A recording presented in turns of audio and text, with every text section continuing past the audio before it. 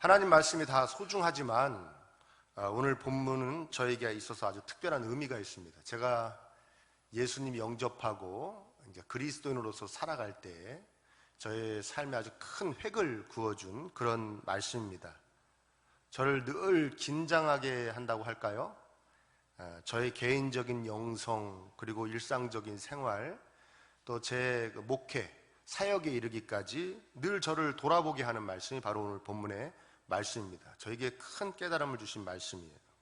우리 신앙생활, 즉 삶에 있어서 가장 근본적이며 핵심적인 것을 이 본문이 말씀하고 있습니다.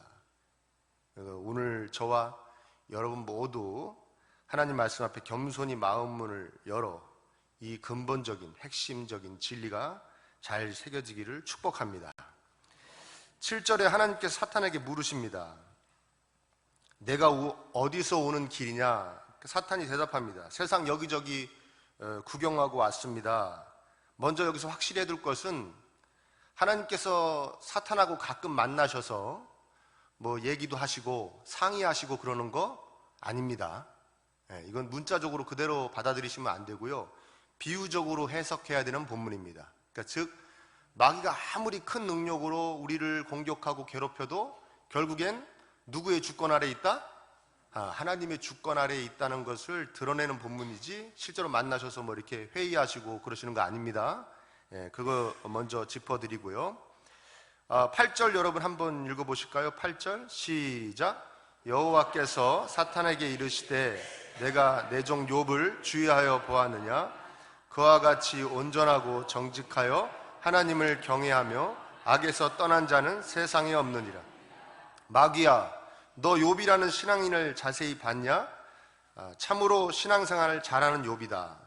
정말 나를 잘 섬기고 악을 멀리하며 세상에서 윤리적으로도 깨끗하게 정직하게 사는 욥이다. 세상에서 최고의 신앙인이다. 하나님 자랑을 하신 거예요. 그러니까 사탄이 대꾸합니다. 사탄이 여호와께 대답하여 이르되 욥이 어찌 까닭없이 하나님을 경외하리까? 까닭없이 하나님을 경외하리까? 이 말이 중요한 말입니다. 하나님 참 순진하십니다. 욥이 왜 하나님 섬기겠습니까? 다 이유가 있습니다. 까닭이 있습니다. 그래서 하나님을 잘 섬기는 겁니다. 자, 들어보십시오. 그러면서 10절 이야기합니다. 함께 읽어봅니다. 10절 시작. 주께서 그의 모든 소유물을 울타리로 두르심 때문이 아니니까 주께서 그의 손으로 하는 바를 복되게 하사 그의 소유물이 땅에 넘치게 하셨습니다. 하나님께서 욥에게 얼마나 많은 것 주셨습니까? 그리고 단단하게 지켜주셨습니까? 그러니까 하나님 말씀 잘 들으면서 하나님 섬기는 것입니다.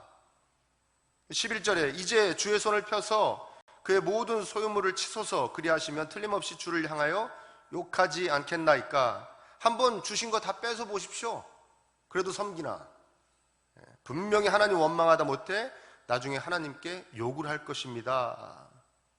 하나님께서 다 들어보시더니 아니 그렇지 않다. 그래 진짜 뺏어보자. 그러면서 쭉 이제 욥기가 이제 시작되는 겁니다. 2장까지도 원래 같이 읽어야 되는데 이 본문만 읽어도 우리는 충분히 이 짧은 대화 속에서 이 문장 속에서 두 가지를 분명하게 알 수가 있습니다. 첫 번째 뭐냐? 사탄은 욥처럼 하나님 백성인 우리가 하나님을 섬기는 데는 다 이유가 있다고 말한다는 것입니다. 누가요? 사탄. 하나님, 근데 두 번째, 하나님께서는 우리가 하나님을 섬기는 데에는 이유가 없다고 말씀하시는 것입니다. 어느 주장이 맞을까요? 뭘 고민하십니까? 하나님 말씀이 맞죠. 사탄 말이 맞을까요, 그럼? 하나님 말씀이 맞습니다. 그런데 과연 이 진리가 우리에게 진리로 다가오느냐 이 말입니다.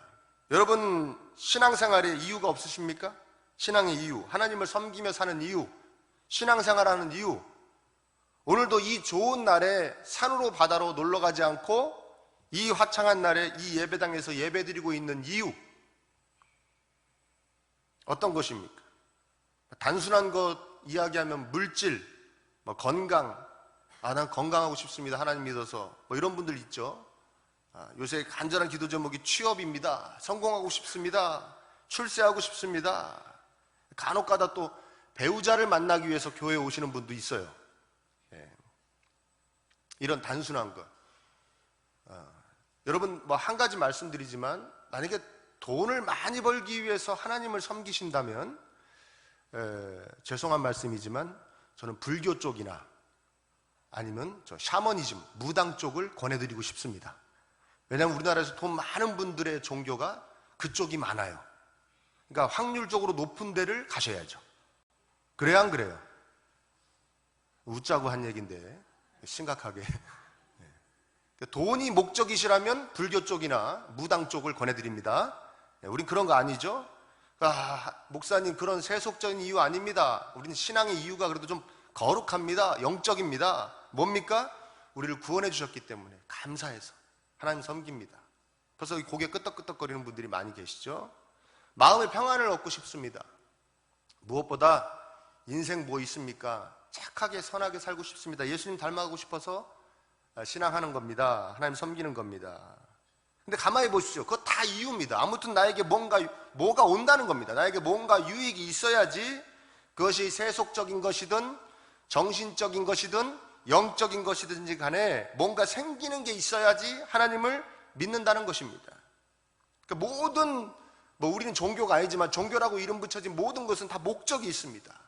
군자가 되기 위해서, 또 하나의 부처가 되기 위해서 뭔가 다 목적이 있습니다. 이유가 있습니다. 그렇다면 우리 기독교는, 우리가 하나님을 섬기는 이유는 무엇인가?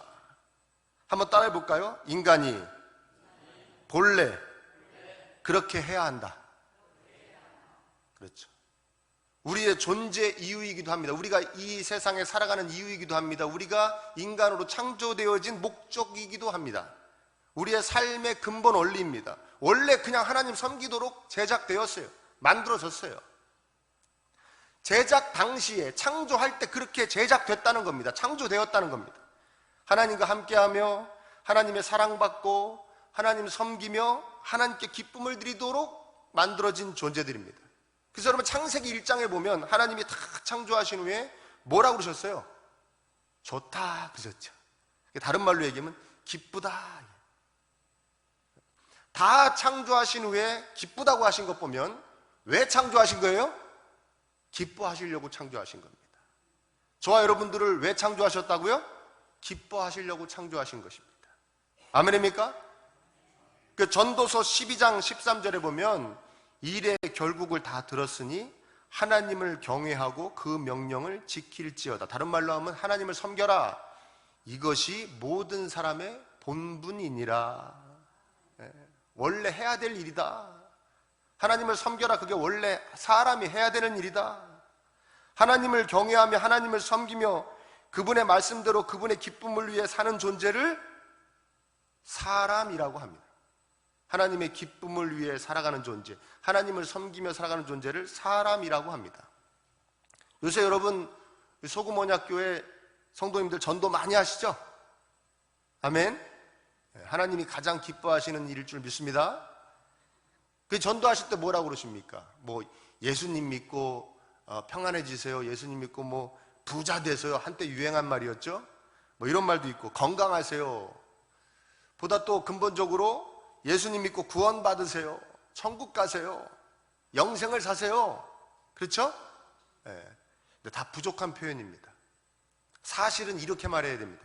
예수님 믿고 사람 되세요. 사람 되세요. 이게 정확한 표현입니다. 아멘입니까? 사람은 원래 하나님을 섬기도록 만들어졌기 때문에 하나님을 섬기지 않으면 사실은 사람이 아닙니다. 불신자분들한테 말씀하지 마세요. 우리끼리 얘기입니다. 그렇다고 또 너무 여러분 교만해질 필요도 없습니다. 우리도 온전히 하나님 기쁨만을 위해 살아갑니까? 아니죠. 그러니까 우리도 사람 되려면 멀었습니다. 사람 되어져 가는 거죠. 할렐루야. 근데 이것을 받아들이지 못하는 이유가 있습니다. 내가 왜 하나님을 섬기며 살아가도록 제작되었다는 거야? 나는 온전히 하나님 기쁨을 위해서만 살아가야 돼? 이게 받아들여지지 못하는 이유는 타락했기 때문에 우리가 타락했어요. 그러니까 자연스럽게 하나님을 중심으로 살아가는, 하나님을 나의 주인 삼아 하나님을 중심으로 삼아 살아가는 기능이 망가져 버렸습니다. 고장이 나 버렸어요. 대신 우리 안에 자아가 몸부림칩니다. 자기 자신을 세상의 중심으로 생각하는, 자기의 주인인 것은 넘어서서 자기의 주인일 뿐더러 이 세상에 자신이 중심이라고 생각하는 내 안에 그 어떠한 것이 내가 원래 하나님을 섬기며 살게 만들어졌다는 이 엄연한 진리를 자꾸 부인하게 합니다. 인간이 얼마나 자기를 중요하게 생각하고 자기를 사랑합니까? 자기를 중심에 놓고 모든 것을 생각합니까? 여러분, 여기 담임 목사님이신 김효선 목사님 요새 손주 사랑에 빠지셨더라고요. 손주가 너무 사랑스러우신 것 같더라고요. 어르신들 보면 손자, 손녀 참 이뻐하십니다. 그렇죠? 어떨 때 보면 자신이 배 아파 낳은 자녀보다 더 예뻐하시는 것 같아요. 손자하고 손녀를. 요새는 또 이 할아버지 할머니가 이 손자 손녀를 많이 키워주지 않습니까? 그래서 맞벌이 이렇게 많이 하고 그러니까 그게 정성껏 키워줍니다. 그러다 돌잔치 날이 됩니다. 돌잔치 날이 돼서 이제 많은 사람들이 와서 축하해주고 축복해주고 같이 맛있는 거 먹고 나중에 기념사진 찍습니다. 그래서 이제 아들, 딸이 엄마, 아버지 이번 우리 애기 돌잔치 때 나온 사진이에요. 그래서 사진을 인화해가지고 딱 갖다 드립니다. 그래서 단체 사진 이렇게 쫙 가족끼리 찍은 사진 딱 갖다 드리면 그 할머니, 할아버지가 누구 얼굴부터 본다? 자기 얼굴부터 봅니다. 원래 누구 얼굴부터 봐야 됩니까? 눈에 넣어도 안 아플 내 손자, 손녀, 돌잔치의 주인공이 잘 나왔나 봐야 되잖아요. 이건 제가 한 얘기가 아니고 과학자들이 한 얘기입니다. 과학자들이. 누구 얼굴부터 본다? 자기 얼굴부터 봅니다.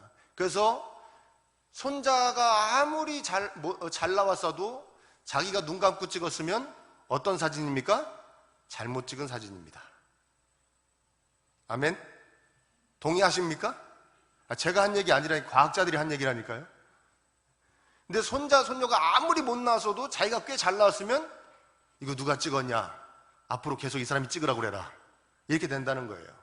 이해되십니까? 그러니까 모든 걸 자기 중심으로 생각한다는 거예요. 손자, 손녀 정말 예쁘지만 누구 손자, 손녀니까 사랑하는 거예요? 내 손자, 손녀니까 사랑하는 거예요. 다 자기가 중심인 거예요. 자기 위주로 세상을 봅니다. 그러니 도저히 받아들일 수 없죠. 말도 되지 않습니다. 하다못해 노예 생활을 해도 주인이 먹여주고 입혀주고 재워주니까 노예 생활을 하는 건데 생기는 거 없이 아무 이유 없이 하나님을 섬겨야 된다? 이건 받아들여지지가 않는 것입니다. 그래서 자아가 우리 안에서 끊임없이 하나님을 섬기는 이유를 만들어냅니다. 우리 안에서 하나님을 섬김으로 얻는 대가를 바라보게 합니다. 하나님과 우리의 관계가 마치니까 어떤 관계나 비슷하냐면요, 사람과 꽃나무의 관계하고 비슷합니다. 우리가 꽃나무를 키워요. 꽃나무, 그렇죠?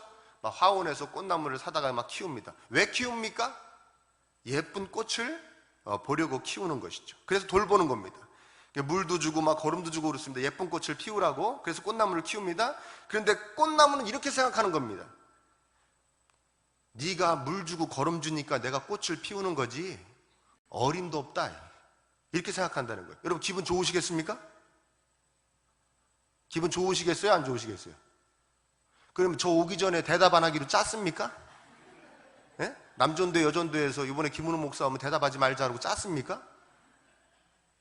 예? 기분 좋겠어요? 안 좋겠어요? 꽃나무가 네가 나한테 물 주고 거름 주니까 내가 꽃을 피우는 거지 안 그러면 어림도 없다, 내가 정신이 나갔냐 너한테 꽃을 피워주게, 이렇게 생각한다면 여러분 그 꽃을 사다가 키우시는, 정성껏 키우시는 여러분이 기분이 좋으시겠어요? 나쁘시겠어요? 기가 차는 노릇이죠. 하나님이 우리를 그렇게 보신다는 거예요.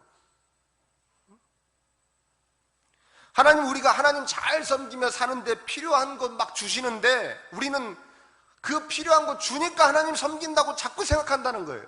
그리고 거기에 집중하는 거예요. 하나님이 주시는 것에. 그래서 사탄은 우리 귀에 끊임없이 속삭입니다.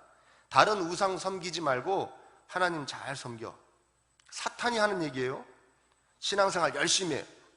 전도도 열심히 하고 예배도 열심히 드리고 봉사도 열심히 하고 헌금도 잘해. 다른 데 기웃거리지 마. 하나님이 제일 세, 제일 강해. 그러니까 너의 꿈을 이루기 위해서는 하나님이 최고의 수단이야. 하나님 잘 섬겨. 너의 신앙생활은 너의 목적을 이루는 최고의 수단이니까 하나님 잘 섬겨. 하나님은 너의 삶을 지탱해 줄 수 있는 유일한 수단이야. 하나님 잘 섬겨. 너의 필요를 채워줄 최고의 수단이야. 하나님 잘 섬겨. 계속 우리한테 속삭인다는 거예요. 하나님은 너가 목적하는 바를 이루어 주시는 최고의 수단이 될 거야. 그러니까 하나님 잘 섬겨야 돼. 그리고 계속 얘기한다는 거예요. 그러니까 여러분들이 세상에서 중요하다고 생각하는 것들, 필요하다고 생각하는 것들은 사실은 하나님께서 여러분을 사랑하고 계심을, 축복하고 계심을 보여주는 선물일 뿐입니다. 아멘입니까? 그것이 목적이 아닙니다. 돈이 목적이 아니고 건강이 목적이 아니고 자녀들의 형통함이 목적이 아닙니다. 그것은 수단일 뿐입니다. 내가 하나님의 사랑을 받고 있구나, 내가 하나님의 복을 받고 있구나를 드러내시는 하나님의 수단일 뿐입니다. 목적은 누굽니까? 목적은 하나님이십니다. 우리의 삶의 목적은 하나님이십니다. 아멘. 이쯤 되면 여러분 이렇게 생각할 수 있습니다.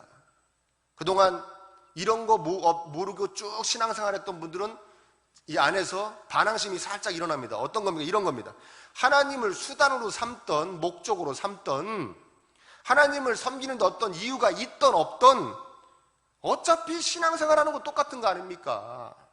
그게 그거 아닙니까? 그냥 잘 예배 잘 나오고 헌금 잘하고 전도 잘하고 막 봉사 열심히 하면 되지. 뭐 그게 무슨 하나님의 목적이든 수단이든 그게 무슨 상관이 있습니까? 하나님 섬기는데 이유가 있든 없든 그게 무슨 상관입니까? 라고 생각할 수도 있습니다. 저도 그랬고요. 사실은 우리가 하나님을 섬기면서 아무런 대가 없이 고생하다가 죽어도 할 말이 없는 그런 존재들입니다. 왜? 하나님이 흙으로 만들었기 때문에 그렇습니다. 이해되십니까? 그것을 하나님의 절대 주권이라고 그러죠. 하나님 우리를 마음대로 하실 수 있는 권리가 있으신 겁니다. 그런데 이렇게만 생각하면, 우리가 하나님 섬기다가 고생만 하다 그냥 쓱 사라져버려도 할 말이 없다라고 생각하면 왠지 좋으신 하나님으로는 다가오지 않지요. 뭔가 좀 섭섭하죠, 많이. 하나님은 선하시다고 그러는데. 근데 정말 선하신 좋으신 하나님께서는 감사하게도 우리를 만드실 때 무언가를 함께 이렇게 넣어서, 다른 요소를 넣어서 만들어 주셨습니다. 그것을 뭐라 그러냐? 따라올까요? 행복. 절대 행복. 그렇죠. 그럼 지금부터 400여 년 전에 영국에서 약 한 150여 명의 우리 믿음의 선배님들이, 거기에 목사님들만 126명이었습니다. 100명이 넘는 목사님들, 성도님들이 한 159명 정도가 모여가지고 5년 7개월 동안, 지금부터 400년 전 얘기입니다. 5년 7개월 동안 성경을 놓고 성경을 읽고 고민하고 기도하고 회의하고 그랬습니다. 얼마 동안요? 5년 7개월 동안. 이분들이 성경에서 5년 7개월 동안 그렇게 애를 써서 뽑아낸 핵심 진리가 뭐냐? 인간이 왜 창조되었는가? 인간이 왜 이 세상에 존재하는가에 대해서 알아냈습니다. 그런데 그것이 무엇인지 아십니까? 제가 한번 읽어드릴게요. 하나님을 영화롭게 하고, 인간은 그 하나님을 영원토록 즐거워하는 존재다. 아멘? 얼마나 아름다운 말씀입니까? 하나님을 어떻게 한다고요? 영화롭게 하고, 다른 말로 하면 하나님께 기쁨을 드리고, 그리고 그 하나님으로 인해서 영원토록 충분히 즐거워하도록, 기뻐하도록 제작된 존재가 누구라고요? 사람이라는 거예요. 아멘? 그러니까 다르게 얘기하면, 우리가 하나님을 섬기면서 하나님께 기쁨을 드리는 삶을 살 때 우리도 가장 행복하게 살 수 있도록 만드셨다는 거예요. 아멘? 이것이 놀라운 은혜입니다. 놀라운 은혜예요. 사실은 그냥 섬기다가 기쁨만 드리다가 그냥 쓱 사라져버려도, 고생만 하다 사라져버려도 할 말이 하나도 없는데, 우리 좋으신 하나님이 어떻게 만드셨다고요? 그렇게 섬기면 섬길수록 행복할 수 있도록, 정말 기쁠 수 있도록 우리를 만들어 주셨다는 거예요. 근데 조건이 있습니다. 조건이 있습니다. 그래서 오늘 이 설교를 하는 겁니다. 우리가 아무런 이유 없이 대가 없이 섬길 때 행복합니다. 아멘입니까? 어떠한 대가를 바라고 섬기면 이 절대 행복을 누릴 수가 없습니다. 오히려 어떨 때 보면 하나님을 모르는 자들보다, 불신자들보다 못할 때도 있습니다. 여러분 그렇지 않습니까? 여러분 만약에 돈을, 나는 하나님 믿어 정말 부자가 되고 싶다, 나 좀 넉넉하게 살고 싶어, 그렇게 만약에 생각하고 사는데, 우리 여러분 주위를 보십시오. 여러분 어떻게 하나님 믿으니까 부자 되셨습니까? 하나님 믿어서 넉넉해지셨습니까? 아멘? 그렇죠. 그럼 주위의 불신자들은 다 거지 됐던가요? 다 굶어 죽던가요? 아니요. 저만 해도 제 친구 중에 제일 잘 사는 애는 불교입니다.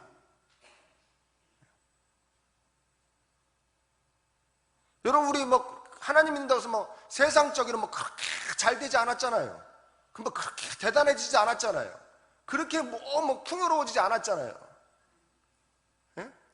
근데 또 살다가 어쩌다가 즐기고, 예? 또 살짝 죄도 짓고 그러면 왜 이렇게 찝찝해요? 그래 안 그래요? 내 친구는 예수님 안 믿는 애는 잘 같이 놀고도 얘는 너 괜찮니? 그럼 나 너무 좋더라. 어저께 그 죄 지으니까 너무 좋아. 왜 이렇게 재밌니? 그런데 저는 그냥 하루 종일 찝찝하잖아요. 그렇죠? 어쩌다 이런 생각하잖아요. 얘가 더 행복하게 사는 거 아니야? 내가 더 찝찝하게 살고? 그렇습니까? 안 그렇습니까? 우리가 하나님 믿는다고 그러는데 그렇게 복을 누리는 것 같지도 않잖아요. 그렇게 잘 되는 것 같지도 않잖아요. 그렇게 평안하고 행복할 것 같지도 않잖아요. 왜 그렇습니까? 오직 하나님을 섬기되, 이유가 많아서 그렇습니다.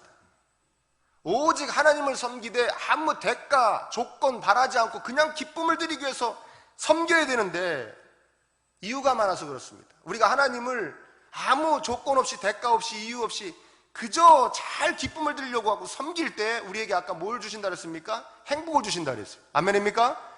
절대 행복이랍니다. 왜 절대 행복이라고 그러냐? 누구도 뺏을 수 없는 행복이기 때문에 절대 행복이라고 그러는 겁니다. 그래서 여러분 잘 보십시오. 여러분 우리 예수님의 12제자 다 아시죠? 가룟 유다 중간에 탈락하고 마띠아가 대신 12제자 됐지 않습니까? 이 12제자가 다 어떻게 죽었는지 아십니까? 사도 요한 빼고는, 사도 요한은 이제 살아있는 순교자라고 하잖아요. 사도 요한은 이제 한 명을 다 하고 가셨지만 나머지 11명은 다 칼에 찔려 죽고 십자가에 달려 죽고 창에 찔려 죽고 다 순교했습니다. 살 때는 그렇게 호의호식했는지 아십니까? 다 거지같이 살다가, 왜 맨날 전도 여행 다녔으니까요. 남루하죠. 고생도 많이 하고 거지처럼, 어떻게 보면 우리가 봤을 때 노숙자처럼 막 살다가 그리고 다 돌아가셨어요. 복입니까? 아닙니까? 여러분 생각하는 복이에요? 아니에요? 그렇게 고생하다가 창에 찔려 죽고 칼에 찔려 죽었는데 돌아가실 때 다 어떻게 돌아가셨는지 아십니까? 하나님 감사합니다. 나를 위하여 피 흘리신 우리 예수님 만나러 갑니다. 너무 좋습니다. 할렐루야. 활짝 웃으면서 다 돌아가셨어요. 모두 뺏을 수 없는 행복입니까? 죽음도 뺏을 수 없는 행복입니다. 그 절대 행복이라고 그런 겁니다. 이분들이 왜 그렇게 돌아가실 수 있었습니까? 왜 그렇게 사실 수 있었습니까? 오직 하나님께 기쁨을 드리기 위한 그 목적으로 사셨기 때문에 그 안에서 하나님이 주시는 행복이 막 꿈틀꿈틀 올라왔고, 그건 죽음도 어떠한 고생도 뺏을 수가 없었다는 것입니다. 이것이 중요한 것입니다. 그래서 여러분의 신앙에 이유가 없어야 되는 것입니다. 아멘입니까? 아멘? 자, 이제 깨달았습니다. 하나님을 어떠한 이유 없이 대가를 바람이 없이 섬기며 살아야, 그래야 나도 행복하구나. 그게 진짜 사람이구나. 근데 그게 쉽습니까? 어렵습니까? 어렵죠. 어려우니까 제가 설교하지요. 그렇죠? 조금 전에 말씀드렸듯이 내가 세상의 중심으로 살아야겠다는 이 교만함으로 타락한 이후에 아담이 그거 아니었습니까? 나도 내가 왜 하나님한테 뭘 받으면서 공급받으면서 살아야 돼? 나도 하나님과 같이 돼가지고 내 삶을 내가 한번 잘 이렇게 영위해 가야겠어. 그리고 선악을 알게 하는 나무 따먹은 거 아닙니까? 하나님과 같이 되려고 따먹은 거예요. 자, 그렇게 타락했는데 그 이후에 우리가 당연히 하나님을 경외하며 사는 삶을, 그리고 하나님이 나의 어떤 삶을 살아가는데 수단이 아니라 하나님을 내 목적 삼아 열심히 하나님께 기쁨을 드리며 위해서만 온전히 살아갈 수 있는 그 힘을, 그 능력을 상실해 버렸습니다.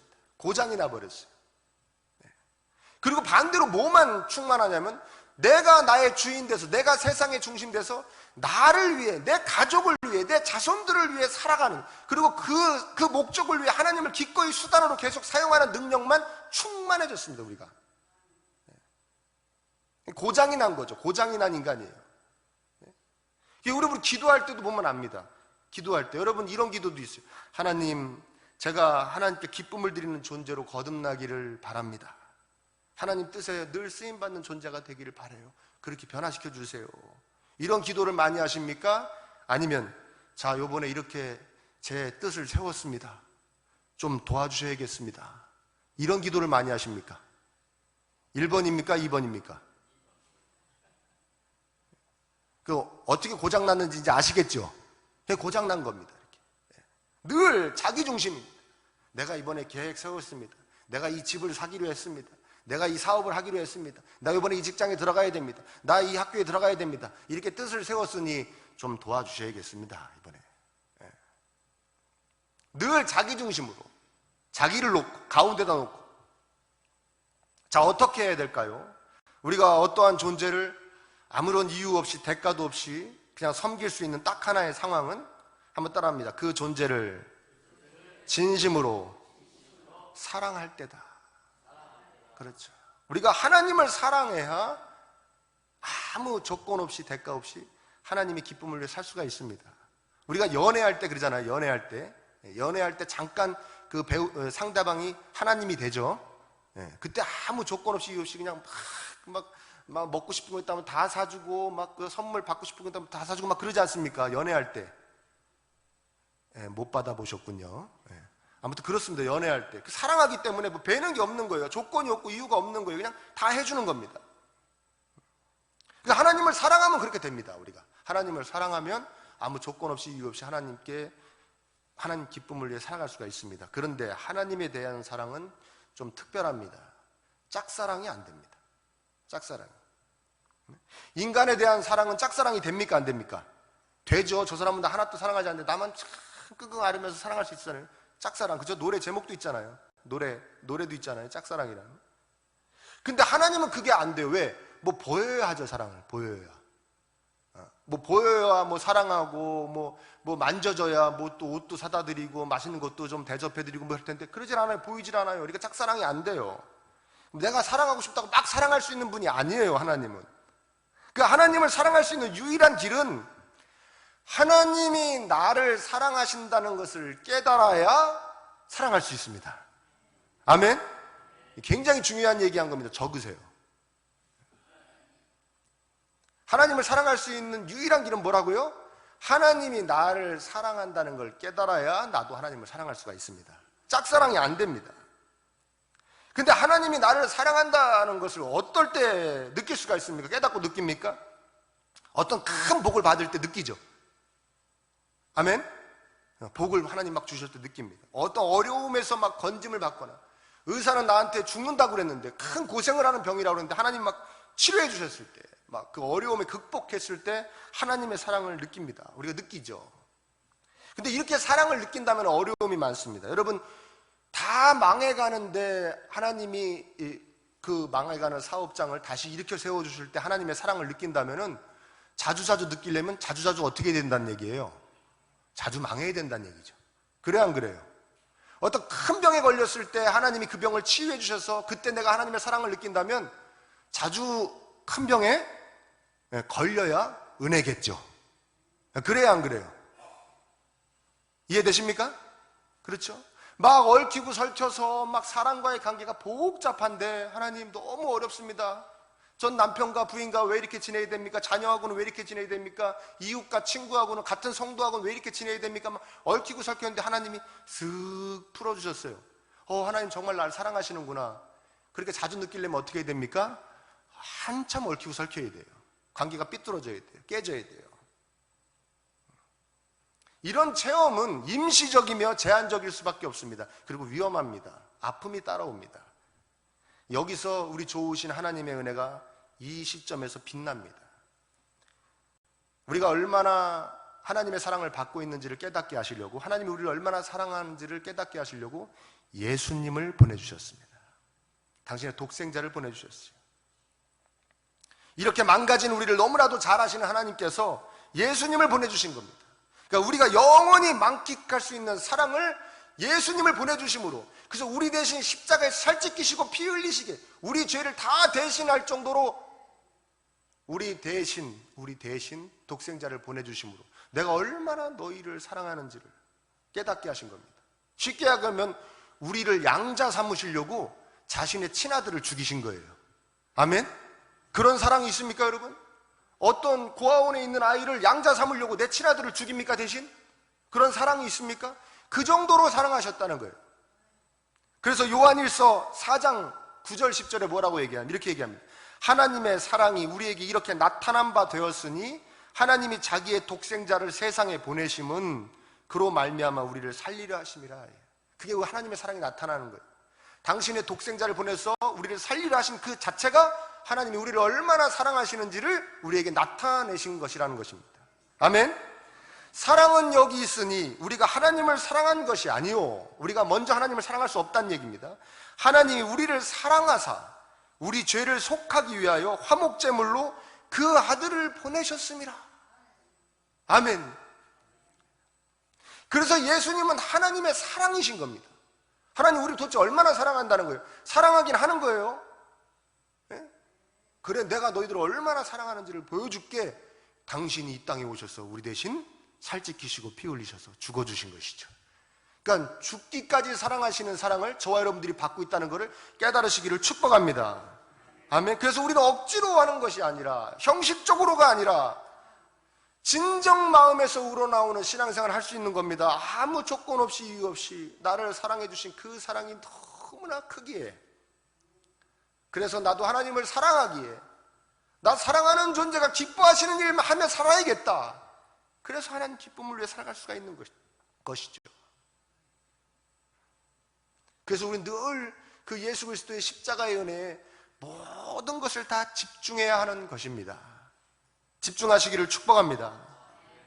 그래서 하나님께서도 늘 성령님과 말씀을 통해 우리에게 예수님을 소개하시는 거예요. 내가 너희를 이렇게 사랑한다. 내가 너희를 이렇게 사랑한다.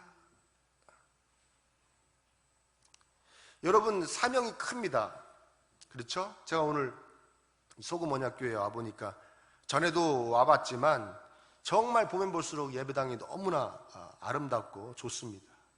예배당을, 이런 좋은 교회 건물을 허락해 주신 하나님께 감사하며, 또 이렇게까지 여러분의 많은 희생과 헌신이 있었을 줄 늘 생각할 수 있고, 또 앞으로도 여러분의 많은 희생과 헌신이 있어야 될 줄 저는 압니다. 그렇죠? 그러나 여러분, 간절히 여러분에게 권면하고 싶은 것이 있어요. 하나님을 위해 충성하고 교회를 위해서 열심히 사역하고 전도하고 봉사하시는데 한 가지는 까먹지 말아주셨으면 좋겠습니다. 내가 하나님이 나를 얼마나 사랑하시는지는 늘 깨달아 가야겠다. 내가 그거 놓치면 안 되겠다. 내가 막 이 일하고 저 일하고 이 봉사하고 저 봉사하고 막 그러다가 교회를 위하여 하나님을 섬기다가 내가 그거 까먹으면 안 되겠다. 내가 왜 신앙생활 하는가? 내가 왜 신앙생활 하는가? 나는 원래 하나님의 기쁨을 위해 살아가야 되는 존재이기 때문에 아무 이유 없이 조건 신앙생활 하는 거야. 근데 이유가 있어? 조건이 있어? 내가 요새 하나님의 사랑하심을 못 느끼고 있구나. 그렇게 깨달아지시기를 축원합니다. 내가 그 사랑에 더 집중해야지. 나를 위하여 피 흘려주신 그 사랑에 더 집중해야지. 그것이 신앙생활이지. 그것이 신앙생활의 제일 중요한 것이지. 이것을 잊지 않는 저와 여러분 되시기를 축원합니다. 악한 사탄마귀는 계속해서 우리를 유혹합니다. 내가 제일 중요하다고. 네가 너한테 제일 중요하지. 하나님이 어떻게 제일 중요하니? 네가 제일 중요하지. 너가 세상의 중심이야. 네가 부자 되려고, 건강해지려고, 네 자식들이 잘 되는 거 보려고 신앙생활 하는 거야. 그 다음에 하나님도 있고 없고야.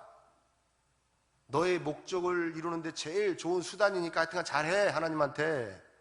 이렇게 계속 막이는 속삭입니다. 그러나 여러분, 정말 오해하지 마십시오. 우리가 행복하게 살려고 신앙생활 하는 거 아닙니다. 하나님 기쁘시게 해드리려고 신앙생활 하는 것입니다. 아멘. 자손들, 자식들 잘 되는 거 보려고 사는 거 아닙니다. 하나님의 뜻이 이 땅에 이루어지는 것을 보려고 사는 것입니다. 우리 기쁘게 하려고, 기쁘게 살게 하려고 교회가 존재하는 거 아닙니다. 하나님 기쁘시게 해드리려고 교회가 존재하는 것입니다. 우리가 복 받으려고 주일날 예배 드리는 거 아닙니다. 이 예배 드리는 걸 하나님이 좋아하시니까 예배 드리는 것입니다. 아멘. 여러분, 우리가 말씀 보고 왜 기도하는 줄 아십니까? 하나님이 당신의 말씀에 집중하는 그 모습을 좋아하시고, 하나님이 우리가 기도를 통해 하나님께 자꾸 대화하기를 시도하는 것 자체를 하나님이 좋아하시기 때문에 우리가 말씀 보고 기도하는 것입니다. 아멘. 그것이 첫 번째 이유입니다. 누가 좋아하시기 때문에? 하나님이 좋아하시기 때문에, 하나님이 기뻐하시기 때문에 교회도 존재하는 것이고 나의 신앙생활도 존재하는 것이고, 아니요, 나도 그래서 존재하는 것입니다. 하나님이 좋아하시기, 하나님이 기뻐하시기. 우리와 하나님 사이에 어떠한 이유와 대가, 조건이 끼어들면 끼어들수록 우리의 기쁨은 사그러져듭니다. 감소합니다.